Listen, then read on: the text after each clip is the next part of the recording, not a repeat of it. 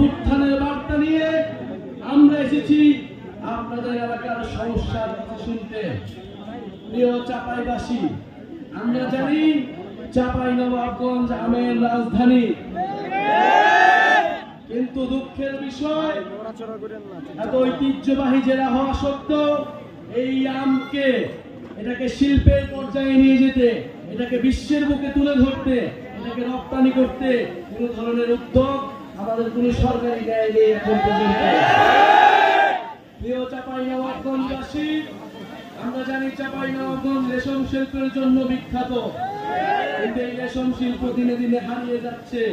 কোন ধরনের উদ্যোগী নেওয়া হয়নি আমাদের এই জাতীয় শিল্পকে বাঁচিয়ে রাখার জন্য। আমরা চাই বাংলাদেশের যে জাতীয় শিল্প রয়েছে, কুটির শিল্প রয়েছে, সেগুলোকে যথাযথভাবে সংরক্ষণ করতে হবে। প্রিয় চাঁপাইনবাবগঞ্জবাসী, আমরা জানি আপনারা দীর্ঘদিন ধরে ট্রেনের জন্য আন্দোলন করছেন। আপনারা একটা আন্দোলন ট্রেন চান, সরাসরি ট্রেন চান চাঁপাইনবাবগঞ্জ থেকে। আমরা আজকের এই সমাবেশ থেকে আপনাদের এই দাবির প্রতি পূর্ণ সমর্থন জানাচ্ছি। আহ্বান করি সরকার যাতে দ্রুত সময়ের মধ্যেই চাঁপাইনবাবগঞ্জবাসীর এই দাবি পূরণ করে নেয়। প্রিয় চাঁপাইনবাবগঞ্জবাসী, চাঁপাইনবাবগঞ্জ আমাদের সীমান্তে প্রতিরোধের প্রতীক। চাঁপাইনবাবগঞ্জ মানে সীমান্তে কাস্তে হাতে বসে থাকা সেই কৃষক, সেই কৃষকের সন্তান, যারা বুক চিতিয়ে ফ্যাসিবাদের বিরুদ্ধে লড়াই করেছি, বুকেতে নিয়েছি। আমাদের আজকের সমাবেশে আমাদের সাথে রয়েছেন একজন শহীদ পরিবার। এই চাঁপাইনবাবগঞ্জের মাটিতে যার জন্ম, শহীদ তারেক হোসেন। চাঁপাইনবাবগঞ্জ থেকে দুইজন শহীদ রয়েছেন। এই দুইজন শহীদ গণ অভ্যুত্থানে নিজেদের জীবন বিলিয়ে দিয়েছিলেন দেশকে মুক্ত করতে, স্বৈরাচারের কবল থেকে দেশকে নতুন করে স্বাধীনতা এনে দিতে। আমরা সেই শহীদদের শ্রদ্ধা ভরে স্মরণ করি এবং সেই শহীদরা যেই আকাঙ্ক্ষার জন্য, যেই নতুন বাংলাদেশের জন্য জীবন দিয়েছিল, আমরা যাতে সেই নতুন বাংলাদেশ বিনির্মাণ করতে পারি। প্রিয় চাঁপাইবাসী, আজকে অনেক কথা বলার ছিল, কিন্তু জানি আপনারা অনেকক্ষণ ধরে অপেক্ষা করছেন।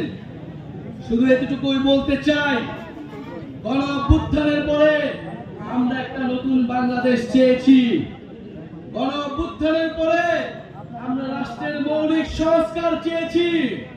গণ অভ্যুত্থানের পরে আমরা গণহত্যাকারীদের বিচার চেয়েছি। আমরা জুলাই ঘোষণাপত্র এবং জুলাই সনদ চেয়েছি।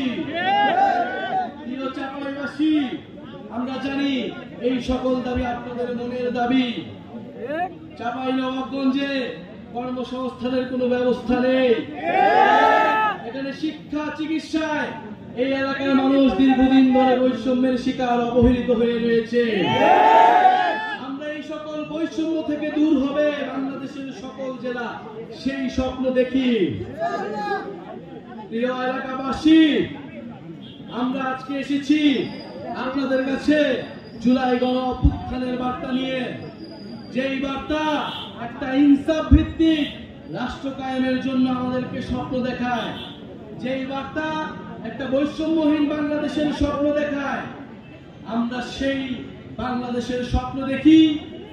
আমরা স্পষ্টভাবে আজকের সমাবেশ থেকে বলতে চাই, সীমান্তে বিএসএফ আন্তর্জাতিক আইন লঙ্ঘন করে এখানে গ্রেনেড মারে, বিস্ফোরণ ঘটায়।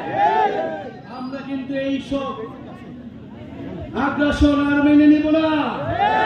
অনেক কাল হয়েছে, সীমান্তে অনেক বাহাদুরি হয়েছে আমাদের, সেই বাহাদুরির দিন শেষ হয়েছে।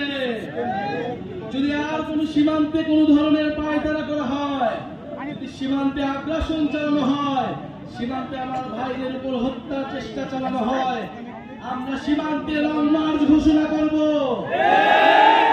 সীমান্ত আমরাই রক্ষা করব। প্রিয় চাঁপাইবাসী, আজকে আমরা এসেছি 64 জেলায় আমরা যাচ্ছি দেশ গড়ার আহ্বান জানিয়ে, দেশ পুনর্গঠনের অনুরোধ জানিয়ে।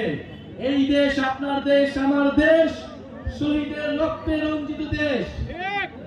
যেই তারেক এই চাঁপাইনবাবগঞ্জের বাসিন্দা, মাত্র 16-17 বছর বয়স, কাঠের দোকানে কাজ করত, সে ওই জুলাই গণঅভ্যুত্থানে অংশ নিয়ে শহীদ হয়েছে। আপনার সন্তানেরা শহীদ হয়েছে, আহত হয়েছে দেশ সংস্কারের জন্য, নতুন বাংলাদেশের জন্য, সমৃদ্ধ বাংলাদেশের জন্য। সেই স্বপ্ন পূরণ করা আপনার আমার দায়িত্ব। আপনার আমার কাছে সেই স্বপ্ন হচ্ছে আমানত।